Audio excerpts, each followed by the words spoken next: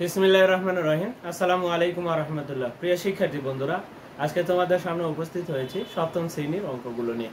আজকে আমরা দেখব অনুশীলনী 4.3 এর অঙ্কগুলো। আজকে আমরা দেখতে চাচ্ছি 24, 25 ও 26 নম্বর প্রশ্ন সমাধান। গত ক্লাসে কিন্তু আমরা 22 এবং 23 নম্বর প্রশ্নের সমাধানটা তোমাদেরকে করে দিয়েছি। আজকে আমরা 24 নম্বর। তার আগে অবশ্যই যারা চ্যানেলটিতে নতুন রয়েছে তারা অবশ্যই চ্যানেলটিকে সাবস্ক্রাইব করব এবং আমরা ভিডিওটি না টেনে একেবারে প্রথম থেকে শেষ পর্যন্ত দেখব। কত সহজে দেখো আমরা এই অঙ্কগুলো কিন্তু আমরা করতে পারি। তাহলে খুবই সহজ অঙ্কগুলো, এগুলো সরল করো মানেই সহজ, সরল মানেই হচ্ছে সহজ। তাহলে সহজ কাজ, আমরা সহজ কাজে কি প্রথমে যে কাজটা করতে হবে, তোমাদের প্রথমে ফার্স্ট ব্র্যাকেট উঠাতে হবে, তারপরে সেকেন্ড ব্র্যাকেট, তারপরে থার্ড ব্র্যাকেট। তাহলে 24 নাম্বার অঙ্কটা আমি আগে লিখি। তাহলে 24 নাম্বার অঙ্কটা কি আছে, -2x মাইনাস থার্ড ব্র্যাকেট কত -4y, আবারও minus second bracket -6z minus first ব্র্যাকেটের ভিতরে 8x -10y plus 12z first bracket, তারপরে সেকেন্ড ব্র্যাকেট, তারপরে আবার থার্ড ব্র্যাকেট।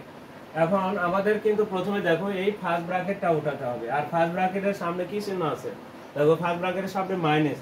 যদি ব্র্যাকেট উঠে যায় তাহলে প্রত্যেকটির চিহ্ন পরিবর্তন হবে, কারণ মাইনাস থাকলে ব্র্যাকেটের সামনে যদি মাইনাস চিহ্ন থাকে তাহলে প্রত্যেকটির পদের চিহ্ন পরিবর্তন হবে। অর্থাৎ পরিবর্তন বলে এটা প্লাস আছে, 8x এর চিহ্ন কিন্তু নাই, তাহলে প্লাস দেওয়া আছে, 10y এর চিহ্ন মাইনাস আছে, আর 12z এর কি প্লাস দেওয়া আছে। তাহলে সেই ক্ষেত্রে কিন্তু আমাদের এটা মাইনাস হবে, এটা প্লাস হবে, এটা মাইনাস হবে। তাহলে ফার্স্ট ব্র্যাকেটটা উঠে যাবে। তাহলে দ্বিতীয় লাইনে আমাদের ফার্স্ট ব্র্যাকেটটা আমরা উঠাবো, 2x মাইনাস থার্ড ব্র্যাকেট আমাদের সেকেন্ড ব্র্যাকেটের আগ পর্যন্ত ঠিক থাকবে, অর্থাৎ 6z পর্যন্ত আমাদের কোনো পরিবর্তন হবে না। তাহলে minus second bracket -6z minus দ্বারা এখন আমরা পরিবর্তন, অর্থাৎ মাইনাস দ্বারা গুণ হলে পরিবর্তন হয়ে যায়। তাহলে -8x হবে, প্লাস 10y হবে, আর -12z হবে। সেকেন্ড ব্র্যাকেট থাকলো আর থার্ড ব্র্যাকেট থাকলো। আবারও দেখতে হবে, আমরা যদি দেখি তাহলে সেকেন্ড ব্র্যাকেটের সামনে আবারও কি মাইনাস চিহ্ন, তাহলে আবার প্রত্যেকটির চিহ্ন কি হবে, পরিবর্তন হয়ে যাবে মাইনাস থাকার কারণে, অর্থাৎ -2x। তাহলে আমাদের সেকেন্ড ব্র্যাকেটের আগ পর্যন্ত 4y পর্যন্ত যা আছে আমরা তাই লিখবো, থার্ড ব্র্যাকেট -4y।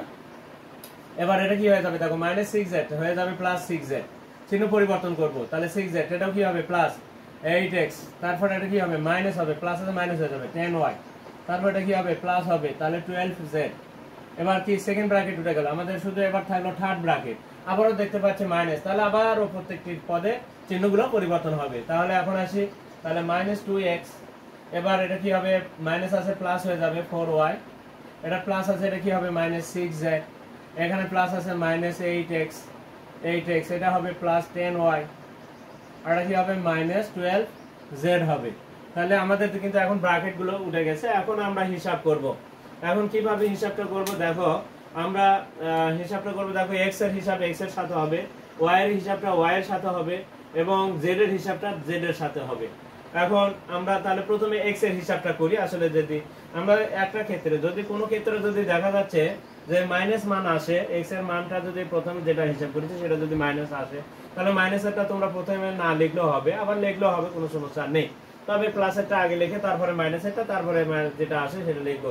তাহলে প্রথমে একটা প্লাসের লেখাটাই ভালো। তাহলে এখন হিসাবে দেখি। এখন এখানে আমাদের যদি আমি এখানে আলাদাভাবে লিখেছি -8x আছে, আর এর জায়গায় তো -2x দেখতে পাচ্ছি, 2x। তাহলে দেখো দুটাই আমার ঋণ। তাহলে আমরা হিসাব করছি, কিন্তু এর আগে দেখো এখানে আমার কাছে কোনো টাকাই নেই, তাহলে আমরা এক দোকানে যাই 10 টাকা ঋণ করলাম, আরেক দোকানে আমি 2 টাকা ঋণ করলাম।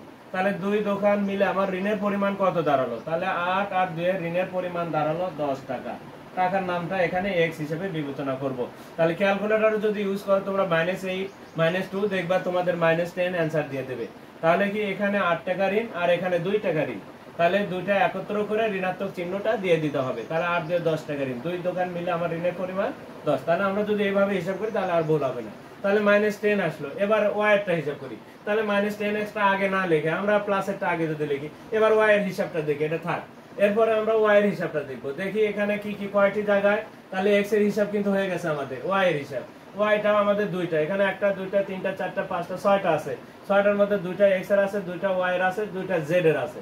তাহলে y এর এখন দেখতে পাচ্ছি কি 10y, এখানে আরেকটা জায়গা দেখতে পাচ্ছি +4y, তাহলে দুটার চিহ্ন কিন্তু প্লাস, তাহলে দুটার চিহ্ন প্লাস, তাহলে আমার কাছে দুই জায়গায় টাকা রাখা আছে, এক জায়গায় আমার 10 টাকা আছে, আরেক জায়গায়, তাহলে প্লাসের গুলো আমার নিজের টাকা বিবেচনা করব।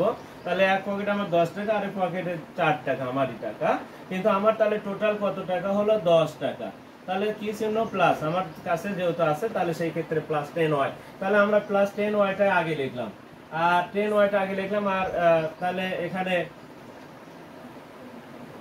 সরি, এখানে হিসাবে মনে হয় ভুল হয়ে গেল আমার। এখানে দেখো 10 আর 4 কত হয় 14, আমার কাছে 10 টাকা আরো 4 টাকা, তাহলে আমার কাছে কত টাকা হলো 14 টাকা হলো। দুই পকেট মিলে অর্থাৎ দুইটা জায়গা মিলে আমার টাকার পরিমাণ 14 টাকা আসলো।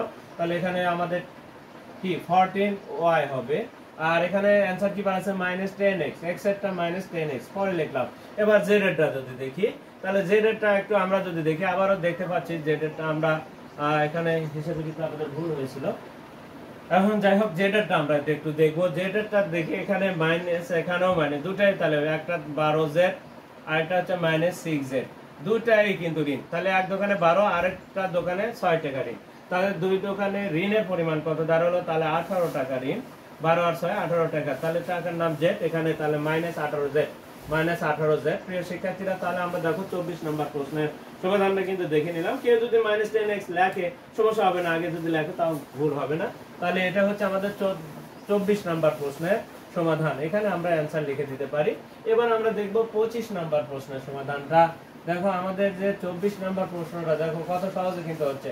আমাদের খালি ব্র্যাকেটটা তুলতে হবে, আর ব্র্যাকেটের সামনে যদি মাইনাস থাকে তাহলে খালি ব্র্যাকেটের ভিতরে যতগুলো পদ থাকবে প্রত্যেকটি পদের চিহ্ন পরিবর্তন করে লিখবা তোমরা। তাহলে 25 নাম্বার প্রশ্ন এবার আমরা দেখি। তাহলে 3x - 5y, 3x - 5y plus, তারপরে কি থার্ড ব্র্যাকেট, এখানে z হবে, এখানে z আছে সম্ভবত,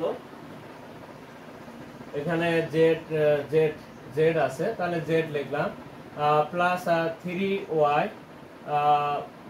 - x plus second bracket 2x - x - 2y, first bracket, second bracket, third bracket, sorry 2 আছে এখানে, তাহলে 2 আছে, আমি লিখতে, তাহলে এখানে z না, আসলে 2, আমি ভাবছিলাম z, এখানে 2 আছে। তাহলে এখন আসে আমরা হিসাবগুলো করব। এখন দেখা যাক প্রথমে আমাদের ফার্স্ট ব্র্যাকেট কোথায় কোথায় আছে। এখানে আমরা দেখতে পাচ্ছি একটা ফার্স্ট ব্র্যাকেট, এখানে একটা দেখতে পাচ্ছি ফার্স্ট ব্র্যাকেট, তাহলে এই দুইটা জায়গায় আমাদের ফার্স্ট ব্র্যাকেট আছে। তাহলে দুইটা জায়গায় একসাথে আমাদের ফার্স্ট ব্র্যাকেটটা উঠাবো।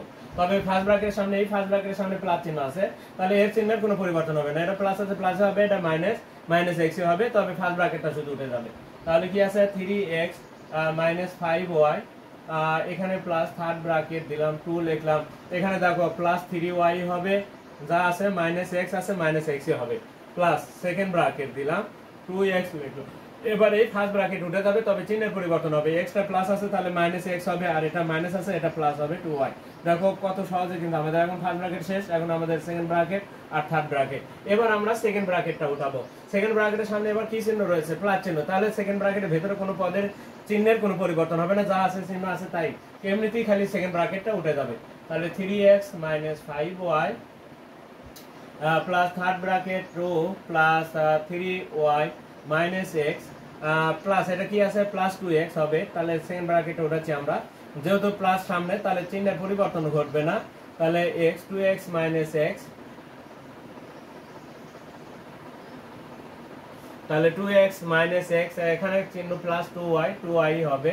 এবার ফার্স্ট সেকেন্ড ব্র্যাকেটও কিন্তু উঠে গেছে, এবার থাকলো থার্ড ব্র্যাকেট আমাদের উঠাতে হবে।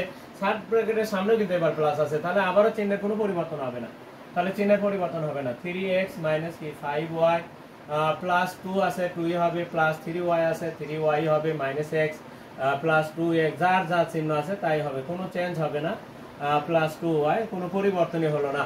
কেন, ব্র্যাকেটের সামনে প্লাস চিহ্ন থাকার কারণে এমনিতেই ব্র্যাকেট উঠে যাবে। যদি মাইনাস থাকে ব্র্যাকেটের সামনে তাহলে শুধু চিহ্নের পরিবর্তন হয় প্রত্যেকটি পদে, তাহলে এখানে পরিবর্তন হচ্ছে না। এখন আমরা x এর হিসাবটা একটু যদি দেখি, তাহলে আসলে আমরা x কয়টি জায়গায় x রয়েছে সেই x গুলো আমরা একটু দেখে নিই। তাহলে x টা আছে আমাদের তিনটে জায়গায়, চারটা জায়গায় x দেখতে পাচ্ছি আমরা। তার মধ্যে কোনটা কোনটা, একটা দেখতে পাচ্ছি প্লাস 3x, আরেকটা দেখতে পাচ্ছি হচ্ছে আমরা দেখতে পাচ্ছি -x মানে কি, এখানে 1 আছে কিন্তু 1, তাহলে আবারও +2x, এটা কিন্তু প্লাসে 2x, আর এটা -1x। এখন দেখো, তাহলে আমরা যদি দেখি যোগের কোনটা কোনটা, আমার টাকা কোনটা কোনটা, তাহলে এই 2 টাকা আমার, এখানেও 3 টাকা আমার তাহলে দুইটা জায়গা মিলে আমার কাছে 5 টাকা দাঁড়ালো। তাহলে আমার কাছে +5x দাঁড়ালো। আর ঋণ একটা জায়গায় 1 টাকা ঋণ, আরেক জায়গায় 1 টাকা ঋণ, তাহলে ঋণের পরিমাণ দাঁড়ালো 2x। তাহলে এখন আমরা আমার 5 টাকা থেকে যদি আমি 2 টাকা ঋণ পরিশোধ করি, তাহলে আমার কাছে বেশি আছে, তাহলে সেই ক্ষেত্রে +3x হবে। অর্থাৎ যেহেতু আমার কাছে বেশি আছে, অর্থাৎ বড়টার থেকে ছোটটা বিয়োগ করার পর বড়টার সাথে প্লাস চিহ্ন দিয়ে দিতে হবে। তাহলে আমাদের অ্যান্সার আসলো 3x। অর্থাৎ দেখো, এখানে ঋণাত্মক, এখানে 2x আছে, ধনাত্মক, ঋণাত্মক 1x, ঋণাত্মক 1x, ঋণাত্মক 2x আর ধনাত্মক 2x কাটে যাওয়ার পর এই 3x থাকে।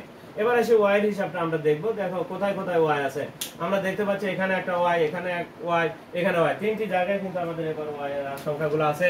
তাহলে y এর হিসাবগুলো এখন যদি দেখি, তাহলে প্রথম যে yটা রয়েছে সেটা ঋণাত্মক 5y, তাহলে ঋণের পরিমাণ এখানে 5। এবার দেখতে পাচ্ছি ধনাত্মক 3y, আবারও দেখতে পাচ্ছি ধনাত্মক 3y, তাহলে ধনাত্মক 2y, এবার ধনাত্মক 2y। দেখো, তাহলে ঋণাত্মক ছিল 5 আর ধনাত্মক ছিল এখানে 3, এখানে 2, তাহলে ধনাত্মক মানে এই দুটো আমার টাকা। তাহলে আমার কাছে কত হলো, 3 আর 2 আমার 5 টাকা, তাহলে এখানে 3 টাকা আমার, এখানে 2 টাকা আমার, তাহলে 2 টাকা মিলে আমার কয়টা টাকা হলো, দুইটা পকেট মিলে আমার পকেটে রাখা ছিল মনে করো 2 পকেটে, একটা পকেটে 3 আর এক পকেটে 2, তাহলে আমার কাছে হলো 5 টাকা। ঋণের পরিমাণও 5, তাহলে ঋণ এবং আমার কাছে যদি টাকাটা যদি সমপরিমাণ হয়, তাহলে আমার ঋণ পরিশোধ করার পর আমার কাছেও থাকবে না, ঋণও থাকবে না। তার মানে এই সংখ্যাটিকে লেখার আর কোনো অপশনই নাই, দরকারই নাই। এখন বাকি থাকলো কি আমাদের শুধু, তাহলে এই যে এটার সাথে আমাদের কিন্তু দেখো এই দুটো মিলে এটার সাথে কিন্তু কেটে গেল। এখন আসলে কি থাকলো, আমাদের x এর হিসাব হয়ে গেছে। এখন খালি সংখ্যা 2, তাহলে কি লিখবো, +2, কারণ সংখ্যা আর কোথাও নাই, সংখ্যার হিসাব শুধু 2।